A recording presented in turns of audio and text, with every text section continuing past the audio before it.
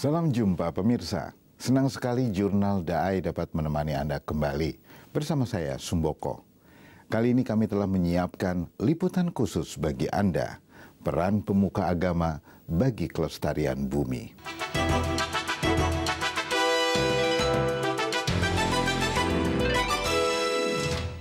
Kondisi bencana di seluruh dunia tentu menjadi permasalahan global. Untuk mengatasinya, perlu tindakan-tindakan nyata yang dimulai dari tingkat lokal. Tindakan nyata di lingkungan sekitar kita perlu didukung oleh pihak-pihak yang memiliki pengaruh dalam masyarakat. Misalnya saja, pemerintah dan juga tokoh di kalangan agama.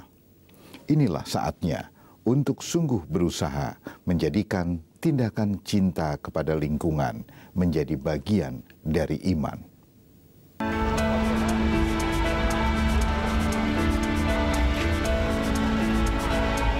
Pas di Hari Bumi ini kita bikin suatu acara gerakan keluarga. Kita ambil keluarga karena kita pikir melalui keluarga inilah kita bisa bergerak gitu loh. Keluarga, kalau keluarga inti masyarakat, dengan begitu kita harapkan masyarakat-masyarakat yang berkaitan dengan keluarga tersebut juga bisa menjadi agent yang pertama ya, bisa menjadi penggerak gitu, untuk lebih mencintai bumi, terutama lingkungan hidup. Tidak ada sampah plastik, kemasan. Kalau diperhatikan kita nggak ada jual kemasan dan lain-lain. Kita hindari sesedikit mungkin. Begitu. Terima kasih sekali lagi. Mari kita bersama-sama membangun Jakarta dalam kebertanaman dan jangan lupa peduli pada sampah-sampah kita. Saya kembali. Ya sebetulnya kita sendiri kan bumi itu kalau tidak kita pelihara, siapa lagi akan memelihara? Selain melalui keluarga-keluarga itulah. Semakin banyaknya sampah dan lain-lain, kalau kita memberi edukasi kepada orang dewasa mungkin kita cukup ya. Tetapi dengan melalui keluarga tuh semua harus sudah terkait, bapak, ibu, anak, bahkan pembantu pekerja rumah tangga kan kita ajak. Karena itu adalah unsur-unsur yang paling dekat dengan lingkungan hidup yang berasal dari rumah tangga.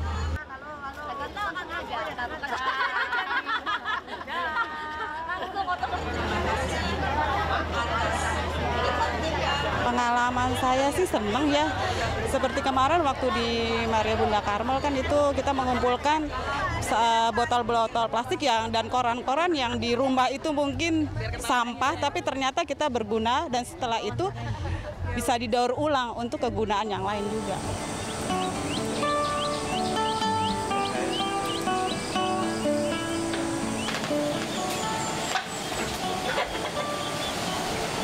Sebenarnya kalau kita lihat itu ini bukan sesuatu yang baru sama sekali. Dalam arti bahwa tahun 2005 itu melalui Sidang Agung Gereja Katolik Indonesia itu ada 17 pokok masalah yang dilihat oleh Gereja Katolik. Keuskupan Agung Jakarta pada waktu itu salah satu yang dilihat adalah dan ditindaklanjuti adalah soal sampah. Itu satu. Lalu yang kedua berikutnya tahun 2011 itu Keuskupan Agung Jakarta itu mencanangkan arah dasar pastoral Keuskupan Agung Jakarta mulai tahun 2011 sampai 2015.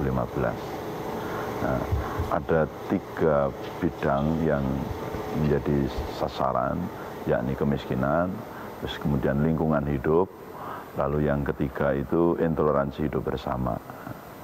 Nah, salah satu yang menjadi keprihatinan ini dalam hal ini berkaitan dengan yang bagian yang kedua tadi, yakni lingkungan hidup. Jadi gereja yang beriman, bertumbuh dalam iman, berakar dalam iman, bertumbuh dalam persaudaraan dan melayani antara lain di sini terhadap cinta akan lingkungan hidup. Ya, jadi pertama-tama kita harus membuat panggung. Panggungnya itu bahannya dari triplek dan konstruksinya dari kaso. Lalu panggungnya ini kita lapis dengan kerak telur yang kita lem dan kita staples ke bagian triplek.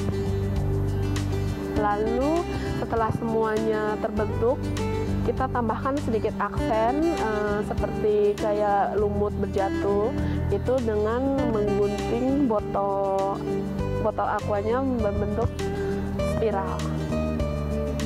Nah, yang tadi saya bilang, saya menggunakan juga bahan-bahan seperti kain perca, seolah-olah ini lumut di sekitar. Lalu saya menggunakan juga sedotan bekas sebagai bunga. Terus kita menggunakan lagi botol minuman yang tadi saya sudah jelaskan di sisi kanan, itu yang berwarna hijau sudah kita pilih sebagai pegunungan. Ya, botol hijau dipisahkan, botol biru dipisahkan. Untuk buah sendiri kita pilih semua yang bening. Lalu di bagian sisi belakang untuk pegunungannya kita menggunakan dus minuman. Kebenaran ada umat kita yang menyumbang cukup banyak kuantitinya sehingga kita bisa menggunakan satu jenis bahan itu untuk membuat bagian sisi dari luar bukitnya dengan dus-dus minuman tersebut, minuman susu. Awalnya setelah dibentuk kepanitiaan, kita bikin desain. Desainnya kita mengarah ke daur ulang. Nah, terus ternyata daur ulang ini sesuai dengan dari keuskupan yang mengendaki Green Easter dengan tema berbagi untuk hiasan bunga yang di Panti Imam. Menurut Romo Andang, bunganya pun dianjurkan yang pakai pot, jadi jangan bunga potong, karena kalau bunga potong kan udah dikirimnya kan pakai pesawat, pakai itu kan meninggalkan jejak karbon. Nah,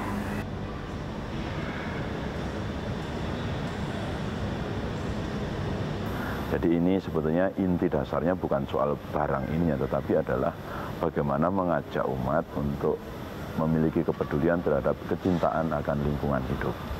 Nah, lalu sebagai bentuk pertobatannya adalah bagaimana mereka sendiri juga diajak untuk memiliki kepedulian atau punya partisipasi bagaimana membangun lingkungan yang hidup. Nah, kalau kita lihat dalam kehidupan bermasyarakat, ada dosa yang sebenarnya bukannya soal moral, tetapi di sini adalah dosa terhadap lingkungan. Lingkungan yang diciptakan baik adanya oleh Tuhan itu ternyata dalam prakteknya itu mengalami kerusakan, dan yang paling besar berperanan di sini adalah ya dosa-dosa manusia yang tidak punya kepedulian terhadap lingkungan. Seperti film Wall-E. Wall-E itu kan juga dunia yang penuh tumpukan sampah, tidak ada kehidupan, tidak ada tanaman. Nah, itu makanya kita menggunakan bahan-bahan batang pohon yang terbakar. Kalau dari sisi liturginya, itu mencerminkan bahwa manusia yang merusak bumi yang sudah diciptakan Tuhan membuat Tuhan akhirnya harus menebus dosa manusia, dan pada akhirnya dia harus disalibkan. Terakhir, penggunaan lampu LED ini pun kita pakai.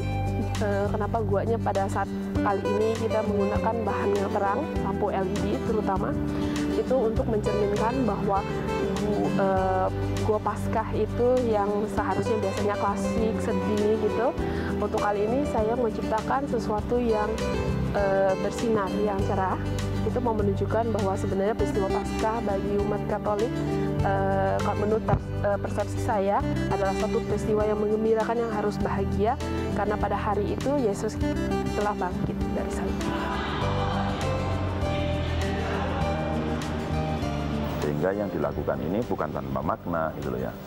Ini menjadi maka tadi saya katakan ini menjadi ungkapan iman, ini menjadi ungkapan pertobatan.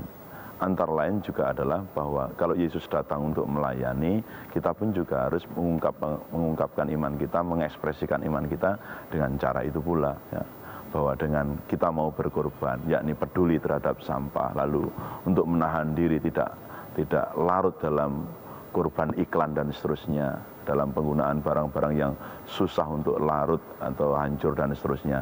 Buah pertobatan itu tidak hanya dalam bentuk doa, tidak dalam bentuk karya sosial, tetapi juga terwujudnya lingkungan yang sehat ini juga merupakan buah-buah pertobatan, buah-buah iman. Harapannya memang ya perubahan itu bisa terwujud. Nah, tetapi ini semua memang karya besar ya, karya besar. Maka memang tidak cukup sehari, 2 hari, sebulan, 2 bulan, setahun, 2 tahun, tetapi harus terus-menerus diingatkan kembali dan seterusnya. Nah, jadi selain melalui mimbar, artinya penjelasan-penjelasan melalui mimbar bahwa dikaitkan ada dasar-dasar biblis, artinya kitab suci yang menunjukkan bahwa alam itu diciptakan oleh Allah itu baik adanya. Lalu kalau kita lihat dalam kitab suci pula pendasaran biblisnya, siapa yang katakanlah merusakkan itu? Ternyata dosa, ya kalau kita lihat secara dosalah yang merusakkan alam itu menjadi rusak. Dan kemudian ini kemudian diaplikasikan. Maka ini ada yang namanya nanti pendidikan bagaimana mengolah sampah, pertobatan ekologis itu lebih dipusatkan, diprioritaskan untuk sementara ini adalah kepedulian terhadap sampah.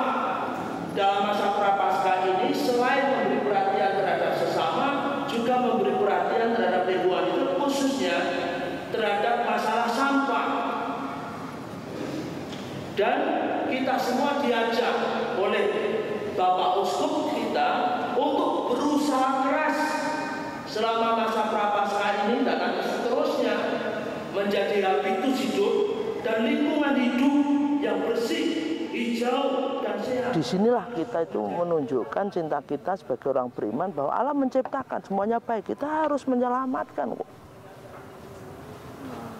Kalau kan Allah mengatakan itu ciptaan Allah, semuanya baik, yang tidak membuat tidak baik manusia. Ya mari kita bertobat. Bumi ini menjadi baik dan tidaknya tergantung kita.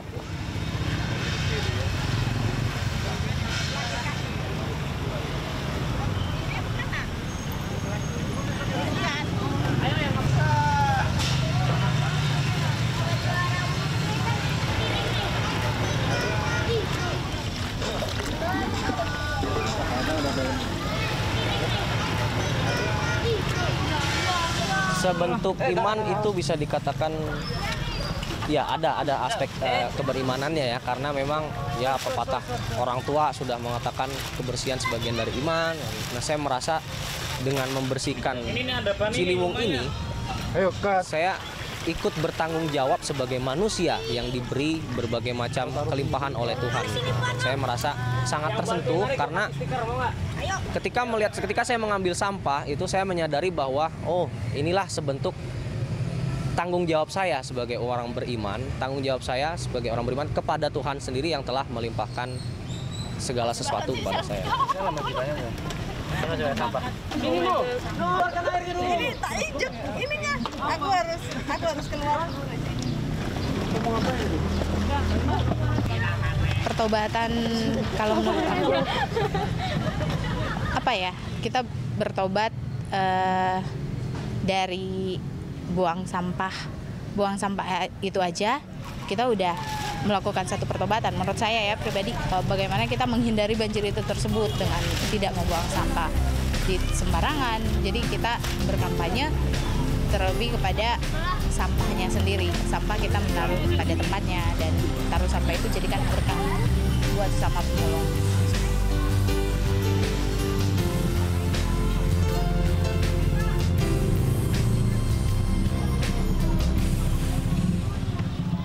Sejak tahun 2010, Agus Yatim aktif menjadi relawan di Depo Daur Ulang Muara Karang, Jakarta Utara. Pria kelahiran 45 tahun lalu ini mengabdi di misi pelestarian lingkungan. Menjalani aktivitas sebagai relawan daur ulang membuatnya melatih diri sendiri. Semangat ketekunan dan kerendahan hati juga ia tularkan di tengah keluarga dan masyarakat. Ia sering menyampaikan misi pelestarian lingkungan dalam pengajarannya di antara murid-murid pengajian dan juga pada anggota keluarga. Nanti insya Allah pulang kan lebih awal biasanya ya. Dari seminggu ini ke nanti anak-anak juga kasih tahu yang mau buka puasa. Ya. Kita aja. Assalamualaikum.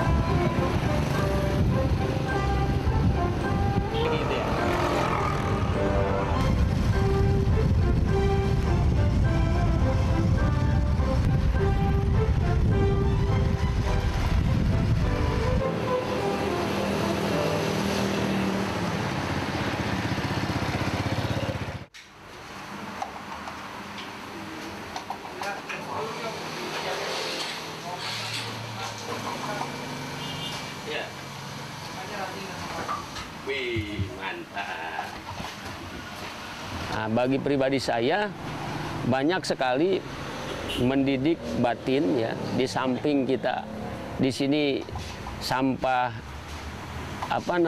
sampah jasmani atau sampah yang kelihatan, ada sampah-sampah yang bisa kita tidak lihat, itu sampah batin. Nah, sebenarnya di sini juga, di samping kita di sini tempat sampah, kita sebenarnya sedang membuang sampah batin juga. Kekesalan kita, kemarahan kita, kalau kita belajar, jujur saja, belajar sabar, menyusun koran, pelan-pelan, sama mencari barang-barang secara pelan-pelan, itu sudah melatih kesabaran. Beda dengan kita memilih asal-asalan. Kan di sini harus pakai hati katanya. Jadi bekerja ya sebagai relawan di sini, itu benar-benar harus pakai hati.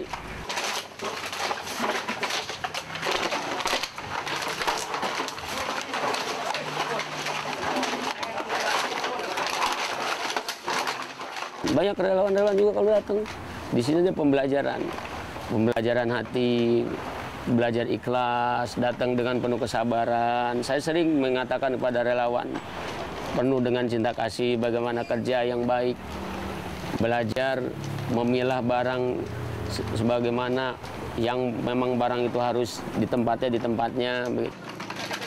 Setelah kita terjun di daur ulang, ada filosofi yang mengatakan sampah jadi emas, emas jadi cinta kasih. Nah, kita kan awalnya terjun di sini, apa iya gitu ya. Ternyata kita ikuti sehari, 2 hari bagaimana. Oh iya, begitu apalagi prosesnya menjadi emas. Ketika penimbangan ya, dilihat menghasilkan finansial sekian. Oh benar. Ternyata memang setelah dapat, ketua depo Pak Polin ini ya, Sesung Polin, langsung disampaikan ke kantor sana pusat. Inilah hasil emas yang didapat di daur ulang ini. Ternyata di sana kan dimanfaatkan, yaitu untuk keperluan pendidikan, kesehatan, sosial. Yang jelas memang kalau kita ini dianggap satu pekerjaan, bukannya satu amal, memang ini adalah satu pekerjaan yang berat. Jadi kita yang penting judulnya, berangkat dari hati ini menghadapi satu pekerjaan yang memang sedang kita kerjakan, itu bukan dengan hati yang penuh dengan keluh kesah.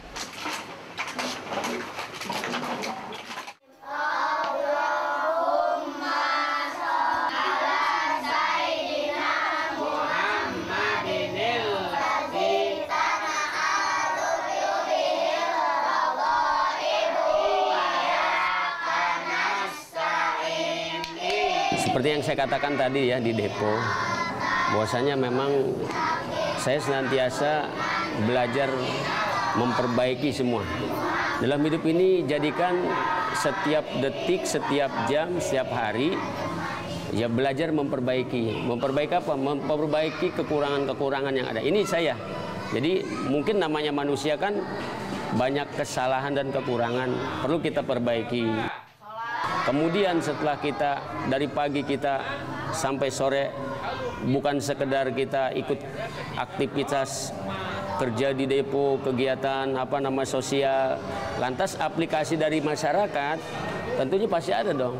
Masalahnya kita juga belajar setelah kita mengaplikasikan di kegiatan depo dan di masyarakat pun kita aplikasikan. Seperti ini, berinteraksi dengan masyarakat, kemudian menjaga bagaimana lingkungan yang tertib, yang bersih, yang nyaman gitu kan. Maka kita juga belajar lagi dari diri kita dulu, memakai pakaian rapi, ya senantiasa berpenampilan yang sopan begitu. Tentunya ini kan dampak dari kita semua itu perbaikan, belajar gitu. Dari tutur kata, dari tingkah laku, yang jelas memang itu proses semuanya, nggak butuh kayak makanan instan. Jadi itulah proses yang memang terus lagi dan lagi kita belajar. Barang siapa yang berbuat baik, kebaikan untuk dirinya, dan barang siapa yang berbuat jahat, kejahatan untuk dirinya sendiri. Nah, kita belajar kebaikan bukan untuk siapa-siapa, sebenarnya untuk diri saya juga. Jadi in asantum li anfusikum wa in asatum falaha. Siapa orang yang berbuat baik maka kebaikan untuk dirinya, siapa yang berbuat jahat maka kejahatan untuk dirinya. Jadi kita dalam hal berbuat baik dimanapun, ya kita setelah berbuat baik tentang kegiatan sosial, tentang kemasyarakatan, itu jangan khawatir bahwasanya tidak ada kebaikan pada diri kita. Nah, maka pasti dan pasti itu kebaikan pasti ada gitu. Karena itu dia janji Allah.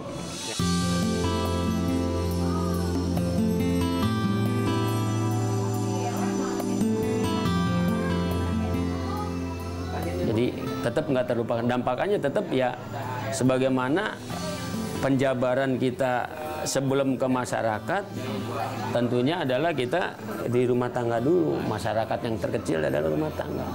Jadi pendidikan pertama sebelum kita terjun ke masyarakat adalah ini dulu, kepada istri, kepada anak, kepada saudara. Ya ini semua juga menjadi untuk pelajaran kita, hikmah-hikmahnya yang lain. Belajar itu katanya sampai mati, tututlah ilmu ya dari ayunan sampai ke lubang kubur. Nah, jadi kita bangun tidur belajar lagi. Sekarang hari ini saya lagi belajar lagi nih. Sampai nanti menemui ajal mungkin sudah habis belajarnya saya.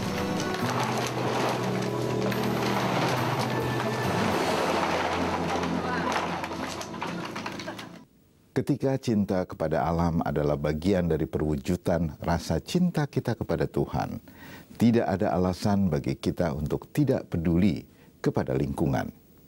Jadikanlah hidup penuh makna, karena setiap peristiwa mengukir sejarah. Jika Anda memiliki saran atau kritik, silakan kirimkan email ke jurnal.dai@daitv.co.id atau melalui SMS dengan format JDI spasi nama saran dan kritik Anda, lalu kirim ke nomor 0852 8580 8559. Akhirnya, saya Sumboko mewakili seluruh kerabat kerja Jurnal DAI mengucapkan terima kasih atas perhatian Anda. Sampai jumpa.